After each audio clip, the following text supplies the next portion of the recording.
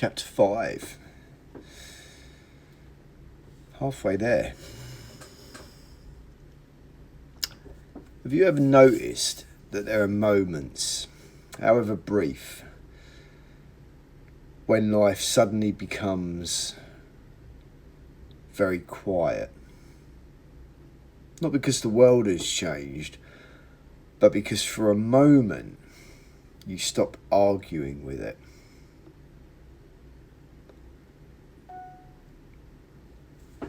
Turn that off, hold on. Those moments rarely announce themselves. They arrive unexpectedly. Watching a sunset, sitting beside the sea, walking through a forest, holding someone's hand, looking into the eyes of a child. Sometimes they arrive in the middle of heartbreak, sometimes in the middle of complete ordinariness.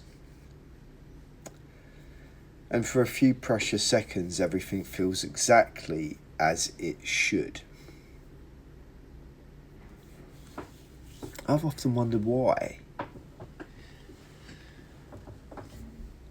Perhaps it's because for those brief moments we stop trying to become someone else.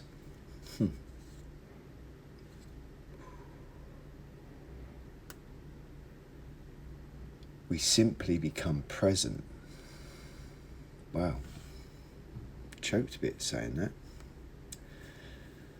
So much of our lives are lived somewhere else, thinking about yesterday, preparing for tomorrow, replaying conversations, imagining outcomes, defending ourselves against futures that haven't even happened yet. Meanwhile, life quietly continues without us noticing.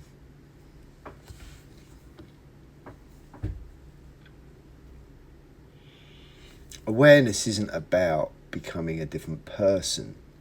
It's about finally meeting the person who has been here all along. Ironic.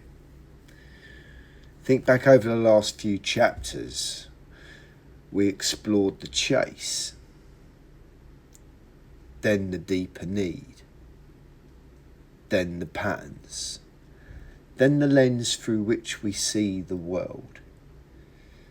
Each chapter peeled away another layer, not to leave you empty, but to reveal something that was never hidden, only overlooked.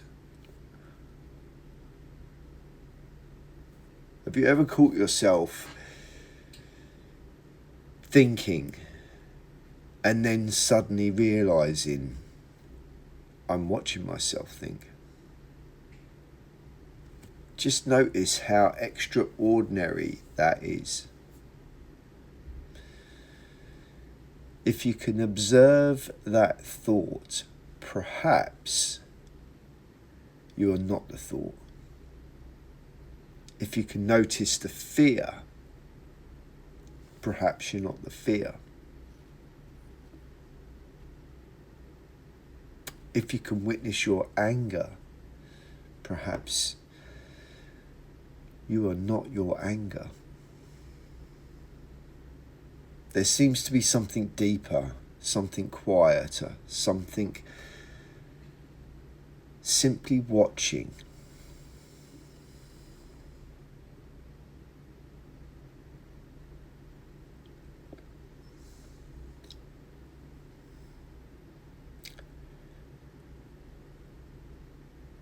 That discovery changed my life. Not overnight, and not dramatically, and not quietly, and definitely not patiently. Not patiently like the sun rising. But I began to realise I didn't have to believe every story my mind told me. Not every worry deserved my attention. Not every emotion required my reaction. Not every opinion needed defending. For the first time, there was space. Before awareness, there is almost no space. Something happens and we react. Someone criticizes us, we become defensive. Someone ignores us, we feel rejected. Something doesn't go our way, we immediately suffer. The gap is almost invisible.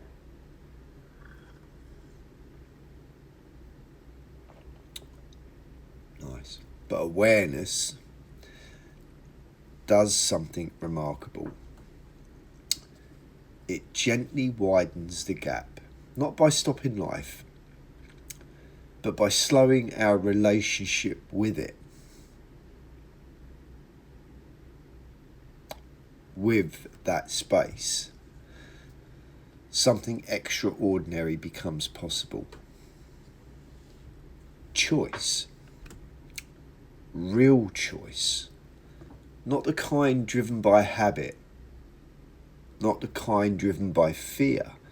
The kind that comes from seeing clearly, because when you can observe an emotion without immediately becoming it, you're no longer imprisoned by it. It can still visit,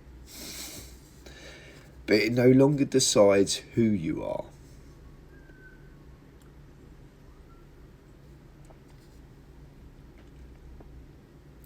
Imagine standing beside a river, leaves floating past, branches float past. The water never stops moving. Would you jump into the river every time another leaf appeared? Of course not. You simply watch. Thoughts are much the same. They appear, they drift through. Some are beautiful. Some are painful.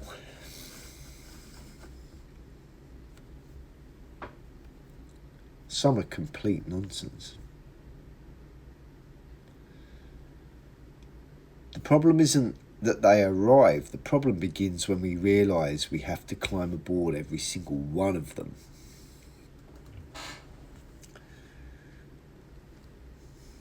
Awareness teaches something very different.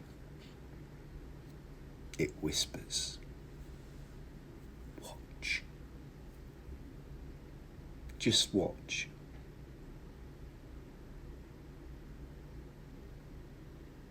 Watch the thought. Watch the feeling. Watch the urge to react. Watch the story your mind is trying to create. Not to suppress it, not to fight it. Simply to notice it. Because the observer doesn't need to win. The observer only needs to see. I've come to believe that peace isn't about absence of difficult thoughts.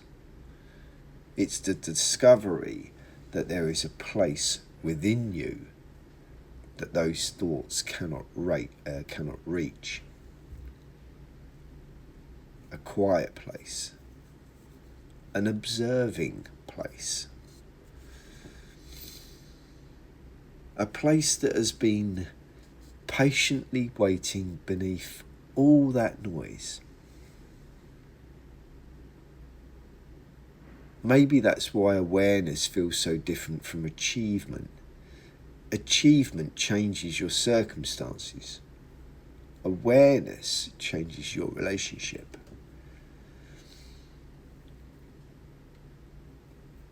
And it changes your relationship with every circumstance. One depends on the world cooperating. The other travels with you wherever you go.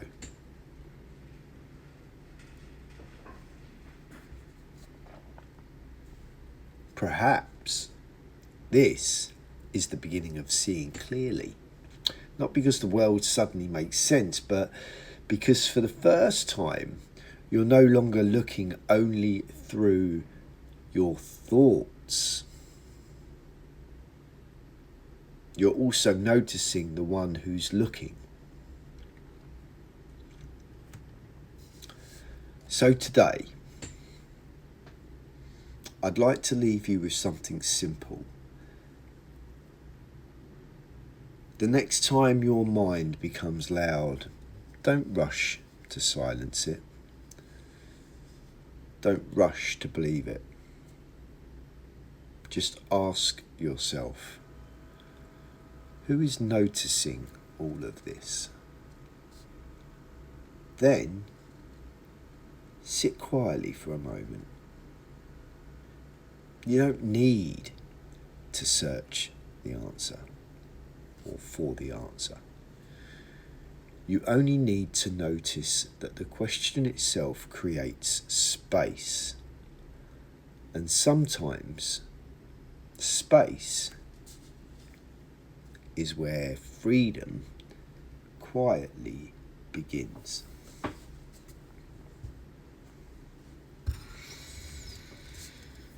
Next time, we're going to meet a part of ourselves that many people spend their entire lives avoiding.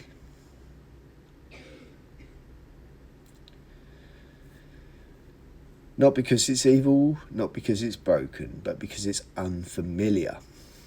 We're going to step into the shadow and discover that what we've been running from may also be where our greatest strength has been waiting.